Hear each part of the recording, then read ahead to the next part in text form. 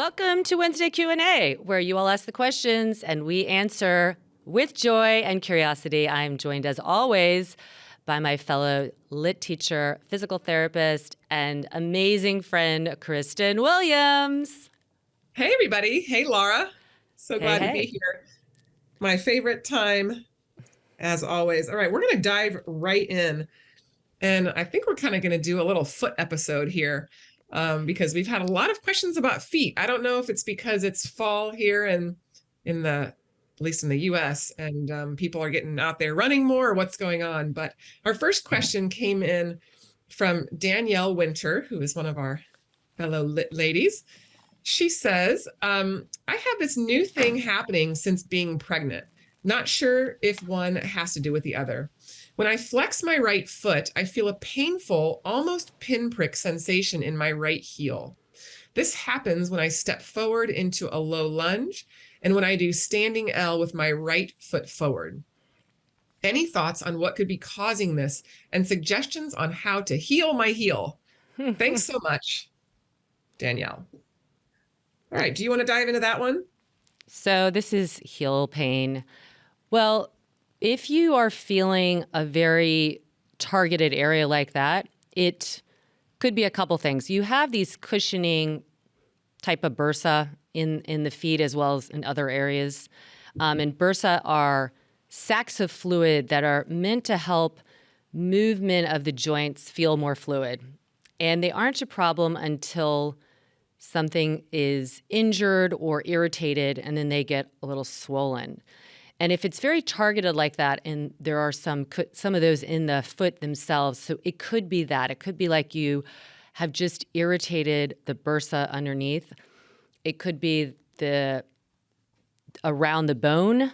It could be in the plantar fascia. So the plantar fascia is covering the entire foot, and if there's any misalignments when you're stepping and loading weight, the type of shoes you wear, a lot of things influence the plantar fascia and the pliability there. So it's a thick connective tissue really meant to exchange the energy from the ground into the foot up through the body. And so when you have something like that, it's kind of like a speed bump of energy. And so it is important to investigate, what is it that you're doing? So I always ask people, well, what else are you doing in your life? Because you're just feeling it when you're barefoot. You're feeling it when you're loading, like you were saying, especially with one foot down. But I would, to your point, Kristen, have you started wearing shoes that have an extra bit of heel? Because that lifts your heel, but kind of loads your forefoot. Some people can feel it in the forefoot. Some people will feel it more in the heel because it's not balanced. It's not that suspension type bridge that we want for our foot. Our foot, there's more bones in there than anywhere else in our body. And those bones need to have both some ability to mobilize and articulate, but also to have a sense of tension and rigidity to stabilize the foot so that it can move. But you don't want the foot to be rigid in the sense that it's kind of locked into a position, which is what happens with the shoe. If you started running or running more, and you didn't even change your footwear, but you upped your mileage or you changed the surface of what you were running on, all of these are contributing factors. Or have you started sitting more and not really getting up and mobilizing the plantar fascia, and it gets a little sticky just from being still? So I would really want to know all of those questions, but clearly there's something in there that's being irritated and you do want to work on it.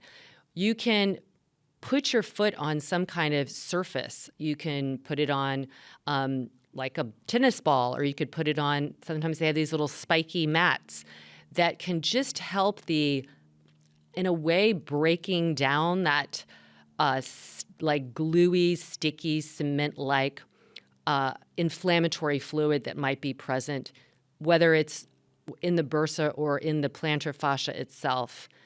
Anything else that you would add on? Well, I think it's interesting. She does say she's pregnant. We don't know how pregnant she is. But one of our close friends who just had a pregnancy was struggling with something very similar. And we want to think about the tilt of her pelvis too. Oh, and we do know that, like you said, talking about things could be really loose or things could be stiff. Well, we know with the pregnancy, we have those hormones that are going to make things looser in general. So especially knowing that Danielle's a yogi, so maybe she's already on the looser side of life, if you will. That can play a role. But really, let's talk about that, that posterior chain, that tension, that if you're into that second trimester, third-ish trimester where the belly's getting bigger, you're going to maybe get a little more tilt of your pelvis, which can pull up from below, especially she's talking about like in a standing L where we know she's going to have more tension along that sciatic nerve, coming down where it bifurcates, but it's also going to give tension along the posterior chain. Stepping forward, same thing. If she's a little more tilted anteriorly, that could increase that pull at the heel because it's all connected. We talk about this a lot. Laura has given such great options of what to do because she said, how can I heal my heel? Trying to get pressure off of it, but also let's look to bring it up the chain like we love to do, and like you said, what else is going on? You got to wonder, what else? And we don't know, but being pregnant, has she changed her exercise regimen? Is she trying to get out and walk more now because she can't do other things? It's an interesting thing that pregnancy can play a role in our body in the craziest of ways, the most inexplicable, that we just can't rationalize any other way to be like, well, you're pregnant. So, and there's more, there's more downward pressure on the pelvic floor, and those muscles and their attachments via fascia all connect down to your foot. So you could also be like, well, there's more pressure there. Is it also going down into the foot? And the foot is trying to create more stability because of some of those fascial connections. It does, like you said, the ligaments possibly being more lax, the weight of the uterus and all the contents of the baby pulling you more anteriorly, so the posterior chain is put more on tension and more stress there. And yeah, the sciatic nerve is a big component as well. So like I would try and do things that relieve any of the feelings of pressure in your low back or pressure down into the feet, and massage the foot, really massage the heel. Even if it feels tender, go to the kind of place where it may be intense but not sharp pain at all, and just try and mobilize some of the stuff there that feels rigid and tough. Yeah, I know that certainly helped our friends. So, just really getting into that the stretching and almost feeling like you're posteriorly tilting to try to get back to neutral. That did help as well. So good luck with that, Danielle. Keep us posted. All right, I think you've got another foot one, don't you, Laura? Yeah, this one is from Alicia. She has a question about bone spurs. She says, can you speak about why bone spurs happen? And is there anything one can do to get rid of them besides surgery? So you want to start with that one? Yeah, and bone spurs are interesting. I always found this fascinating. We learned in PT school about something called Wolff's Law, where basically your body is going to respond to a force put upon it, usually by laying down extra tissue. And that's usually what's happening. We get bone spurs in areas where there's tension. So we get them at the base of the heel, like you talked about in the last question, Laura, the plantar fascia coming up and attaching right at the base of the heel. If there's extra tension on that plantar fascia, we're going to get a bone spur. The body, just imagine it. It's like laying down as many little hands and fingers as it can to hold on for dear life by way of calcium deposit. We see this at the heel. People get that, what they call pump bump, where they get this bony protrusion at the backside of the heel from where the Achilles tendon comes down.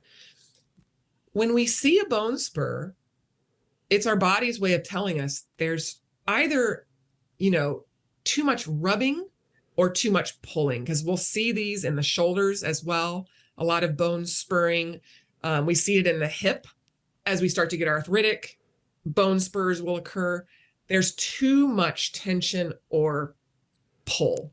So the body is trying to protect itself by laying down extra bony connective tissue. So the first thing that we want to do in most instances is, look to see how can we get that pull off. Let's say it's a heel, spur. I mean, at the backside of the heel, you got to look, are the calves overworking? Why is the calf pulling? Is it tight, or is it overworking because the glutes aren't doing the job? Are you overstriding? Things, why is that always getting pulled? The same thing with the plantar fascia from below. Why is that? Maybe that foot collapsing is something not happening up the chain that's allowing that foot to, that femur to internally rotate clear down to the foot. So it's getting constantly put on tension.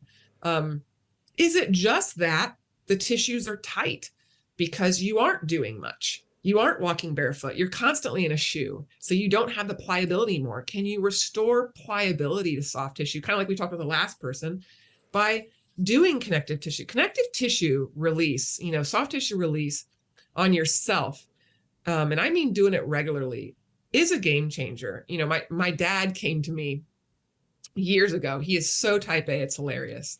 He comes to me with his injuries and he'll be like, KB, my heel, my doctor says I'm getting a heel spur. I'm getting what should I do? And so I gave him calf stretch, soleus stretch, and like one other thing. Oh, like heel raises. That man has done it every single morning for the last 3 years straight. And guess what? He doesn't have any heel pain because he literally, like, he gets out of bed and he goes and he comes up against the wall. He does his foot stuff. And then I gave him shoulder stuff because he was starting to develop a frozen shoulder. Every time I'm home, he's like, KB, I'm doing my exercises, but that's the type of person that we love as physical therapists, because they practice what we've preached to them to do. And we know movement is medicine. This is a classic example. And bone spurs are a great, you can treat them very well with movement and avoiding surgery, because the body's also good at, once you stop putting all that pressure on it, it can calm down too and absorb those bone spurs. We will see them go away. Laura, what else do you have to add? Yeah, I think that's a really important part. We think of bone as like really rigid, maybe even brittle, but actually living bone is quite spongy and can be reabsorbed if it's come in like spackle or something to add the extra material because there's been stress to that Wolff's Law that you were talking about earlier. I think everything you said, I think anytime anybody comes in with something like this, it's so important as a movement specialist to look at the why this happened, because we didn't start with the bone spurs, they developed. So why did they develop? So we have to look, like you said, up the chain. I mean, 9 times out of 10, I'd say that from the people that I've worked with, it's always at the hip. The hip isn't moving well enough, or it isn't stabilizing well enough, or both. And then the brunt of it is taken at the foot. And there's just propelling ourselves through space, moving ourselves, squatting, hiking, walking up a hill, going up the stairs, all of those things. We need the entire posterior chain really contributing. And if you just kind of rely on the push-off of just your foot and don't get the rest of it involved, it does create, because you're trying to move a load, which is your body, through space. And that strain, the stress curve is too much, and that's where the bone spurs are summoned. So it's twofold. You want to try and get rid of them, and doing like myofascial stuff is really, really amazing. It'll, first of all, make it feel better. And then also working on the mechanics and the strengthening of the areas that probably contributed to it in the first place. Yeah. Absolutely. So it's not a, like a final sentence at all. And I always am very conservative at recommending surgery. You really want to try all the other alternatives, because even if you have surgery and it turns out great, you're still left with the problem was there. And I've seen that happen. We've seen it in the shoulder. I've seen it in the Achilles, the part of the heel that you were talking about where the Achilles comes down and attaches to the calcaneus. People get them removed and then they come back, because why? They haven't fixed the actual problem that led to that. So avoid surgery and try and really work on the mechanics and the strengthening and see what happens. I think you'll be pleasantly surprised. Yes. All right. So we've got one more foot question that was sent in via support@lityoga.com from Ladina and I'm going to try and pronounce this Grober House. I know I probably didn't do that well, but she says, "Hi, Laura. Hi, Kristen. My name is Ladina, and I have a question again." So we must have heard from Ladina before for the Q&A. I have problems with my feet since a few weeks. It started with pain in the left heel. Then I redeveloped bunions on the outside of the foot joint of the little toe. I had these last winter, probably because of my shoes. I did a lot of foot exercises, toe cars, arch strengthening, etc. And I'm wearing a toe spacer almost every night. Throughout the summer, I was almost always barefoot and had no problems at all, even when hiking for hours and hours in rigid hiking shoes. The bunions and the pain came when I first had to wear shoes again because of the weather. I wore shoes of my flatmate because she has bigger feet and it felt better to have more space. I just wore them for like 10 to 20 minutes, a few days a week when going to the grocery store or something like that.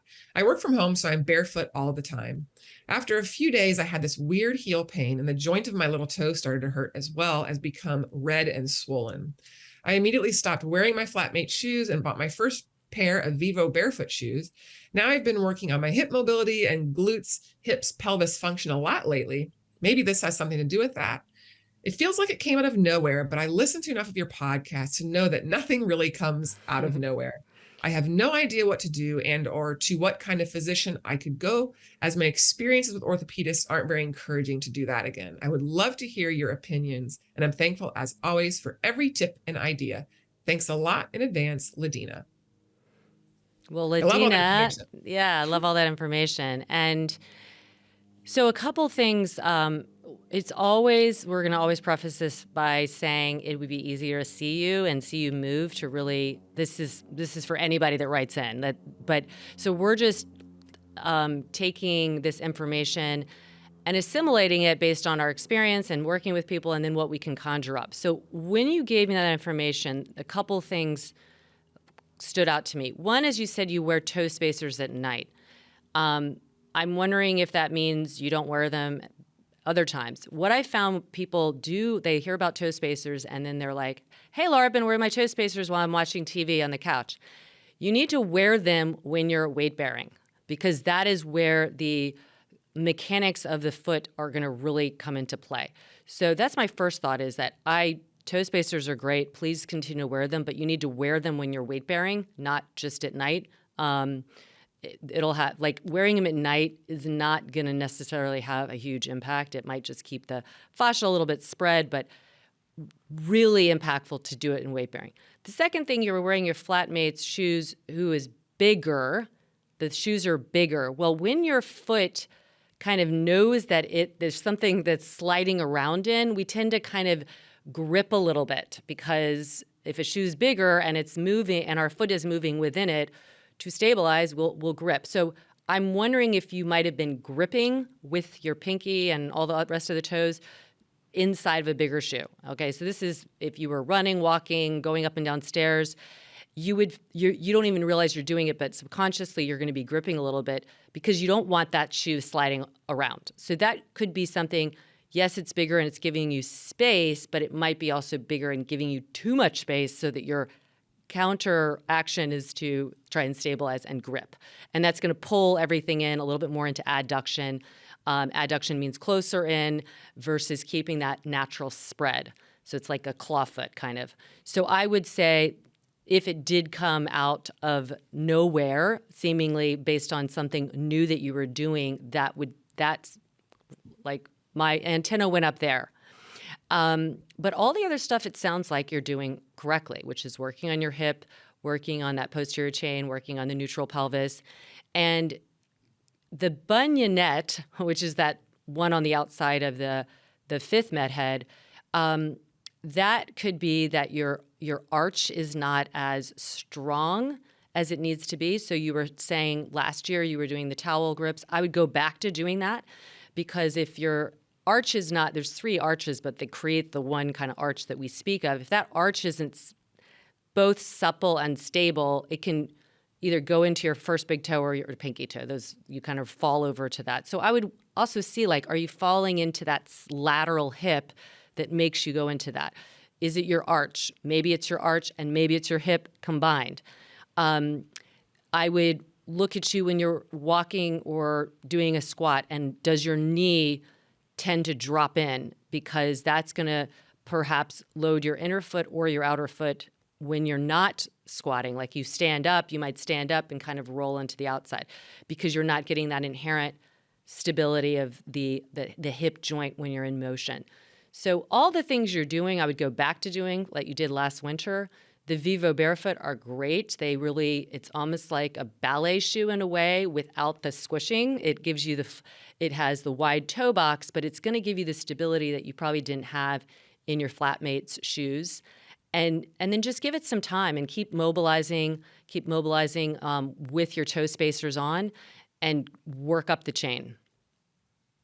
First of all, I'm obsessed with the fact that you pointed out right away about the toe spacers, like the importance of them in weight bearing, because it's not just the space between the toes, it's the functionality of the foot on the ground.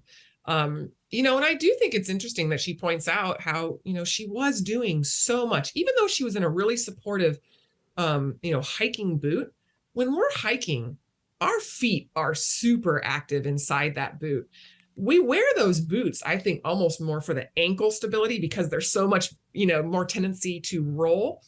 But, the foot is working. So she was doing, with how active she was, a lot of kind of innate foot work while weight bearing in a very supportive shoe that fit her well. And then, yes, now she's not doing as much because of the weather.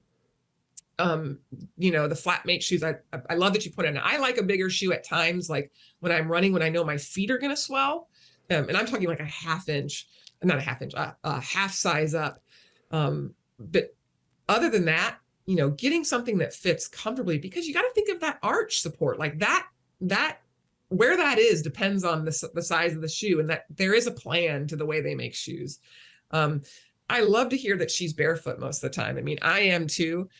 It's so funny when I just last weekend had to do something where I dressed up and I had to put on heels, and I was like, oh my gosh, because I never wear them. I know. It's awful. It does. But like barefoot, yay. So, let's maybe try a toe spacer that you can wear more actively. I know we have Correct Toes on our site, which we really love, but they aren't as conducive to be able to wear while you're moving because they're so solid. They last forever, but they tend to not be as forgiving. Is it Naboso? The Naboso has the splay. So if people, and actually I just wrote to a private client this morning who was like, what are the toe spacers you think? And I told her, I said, the Correct Toes you want to wear when you're just kind of puttering around the house where you're weight bearing because they're super solid. But if you're going to get into movement, if you're going to get your foot in a shoe, the splay are really good by Naboso. Brilliantly made. They are so easy to wear because they attach around, so they're not going to slide around like the Correct Toes would when you start moving a lot. My brother wears Correct Toes in shoes. I still don't understand how he does it, but most people can't very well because they tend to kind of glide a little bit. But if you're just like when I'm just cooking in the kitchen or puttering around and not like major movement, I wear my Correct Toes because they're very solid. And, once you get used to wearing them, you don't have to wear them that much, like 15 minutes a day while you're cooking, and then start wearing the splays when you're putting it in a shoe because it just keeps them spread inside the shoe, which is really important for some of the stuff that you're talking about doing. Yeah, and it sounds like you've got the nice wide toe box with your Vivos, so you'll be able to fit those in there. But, best of luck with that. It sounds like we've given you a lot of good options. One other thing I'll tell you, especially since it's getting winter, is buying these socks that have the separation of the toes is amazing. So I have them for the winter months when I tend to get a little lazier, and, if it gets colder, I have socks on a lot of the time. And kind of forget, even socks can form your foot. So I have some of those, funny looking they're like mittens for your feet. Gloves. Yeah, gloves for your feet, not mittens. Gloves for your feet. So they're so good because they keep you warm, but they also keep those toes separated. Oh, that's a great idea. Yeah. write us back and let us know how these recommendations land for you.